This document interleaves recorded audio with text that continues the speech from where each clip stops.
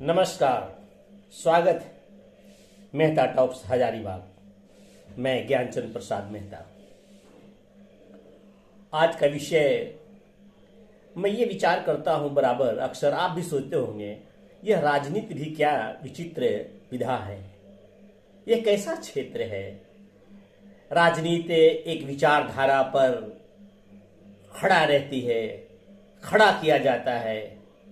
इसमें शामिल लोग अपने विचारधारा के अनुकूल जो राजनीतिक पार्टियां हैं उसमें सम्मिलित रहते हैं और इस प्रकार से वो कोई दल, कोई पार्टी सुदृढ़ और मजबूत और सुसंगठित रहती है।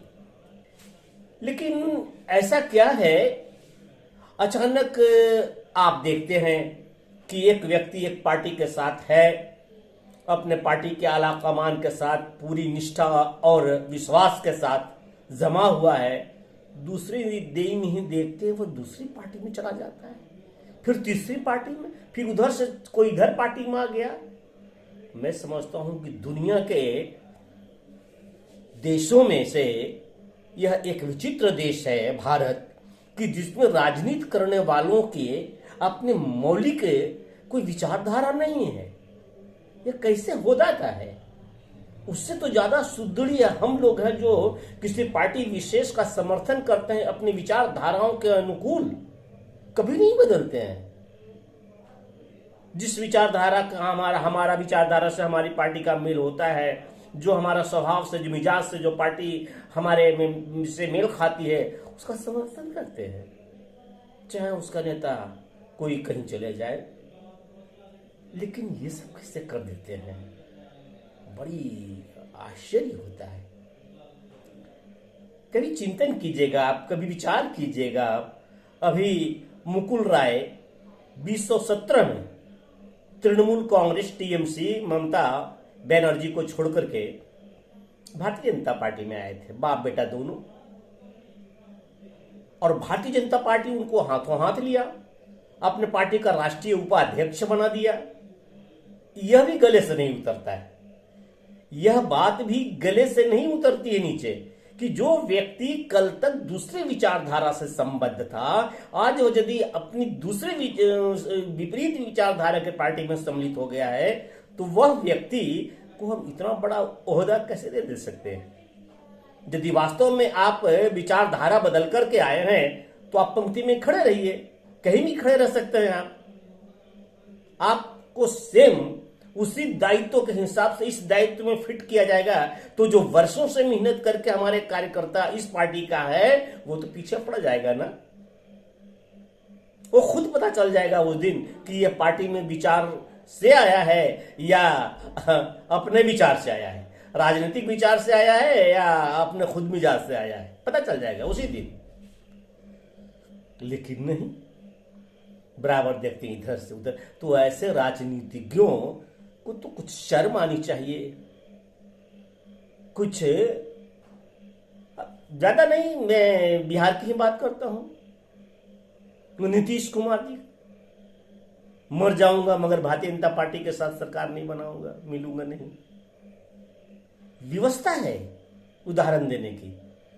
भारतीय जनता पार्टी को छोड़कर उधर चले गए, उधर से फिर इधर चले आए, उनसे फिर वो लालू यादव के दोनों बेटों के साथ बैठ करके सरकार बनाए, फिर उनको छोड़ करके इधर चले आए। क्या मूल्य है? राजनीतिक जीवन का भी कोई मूल्य है, कोई मर्यादा है।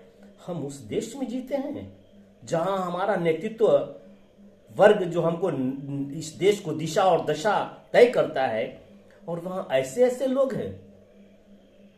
इस स्थिति को आया गया राम बोलते हैं। आया गया राम, आया गया राम का आप भी नहीं सुना होगा।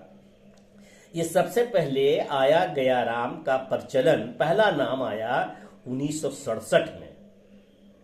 एक माननीय श्री गयालाल नाम करके विधायक थे, कांग्रेस के बड़े सम्मानित विधायक, हरियाणा के, और पलवल जिला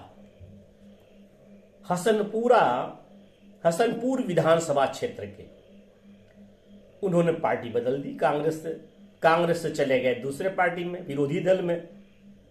सवेरे गए सवेरे गए, दोपहर में वापस आ गए पुनः कांग्रेस में, और दोपहर के 2 घंटा के बाद में फिर इस पार्टी को छोड़ करके किसी अन्य पार्टी में चले गए। जिस विरोधी दल में गए थे उसमें न जाकर के किसी तीसरे में चले गए, और 4 बजे तक फिर तीसरी पार्टी छोड़ के पुनः कांग्रेस में आ गए।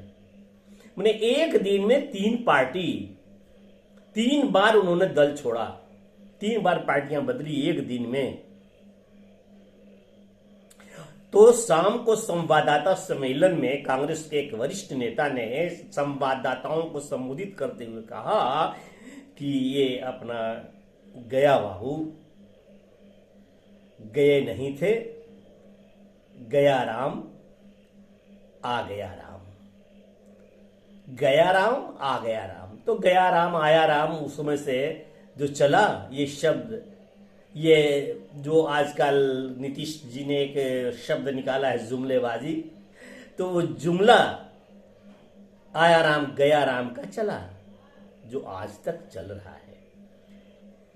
यह स्थिति है आया राम गया राम का। तो जनता तो मान लीजिए नहीं, इसको जब तक नोटिस में नहीं लेगी ऐसे लोगों का, क्योंकि जनता की भी कोई विचारधारा नहीं है। जनता की भी किसी, क्या राष्ट्रवाद है, क्या साम्यवाद है, क्या समाजवाद है, यह उनके विचार करने के बूते के बाहर है। वो सीधा देखते हैं कि अपने जाति का कौन है,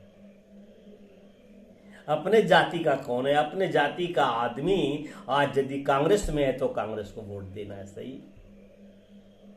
वो जाति का आदमी चला गया मायावती में तो मायावती को वोट देना सही।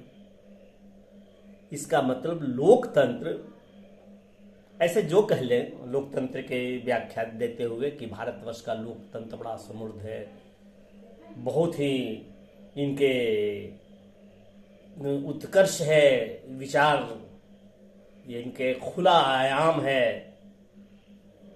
लेकिन मुझे तो लगता है कि जिन बातों के लिए जो जो कमियां बताई गई थी लोकतंत्र में, ये सब दिक्कतें हो सकती है, वे दिक्कतें आज भी बरकरार है और हमें इसको दूर करना चाहिए। आया राम गया राम की राजनीति के खेल से नेताओं को भी बाज आना चाहिए, रहम करें वे देश पर, समाज पर। और हम जनता को भी चाहिए कि ऐसे लोगों की पहचान करके हमेशा, राष्ट्रीय पार्टी है किसी को भी दीजिए, राष्ट्रीय पार्टी को दीजिए वोट और देश का कल्याण कीजिए। देश पर आंतरिक और बाह्य रूप से बहुत सारी दिक्कतें हैं, उन दिक्कतों को कोई राष्ट्रीय पार्टी ही दूर कर सकती है। दुराग्रही अपूर्वाग्रहों से ग्रस्त नेता और पार्टियां, इससे समाज का कल्याण नहीं होगा। धन्यवाद, आज इतना ही, नमस्कार। मिलते हैं कल नए एपिसोड में। आप लाइक कीजिए, शेयर कीजिए।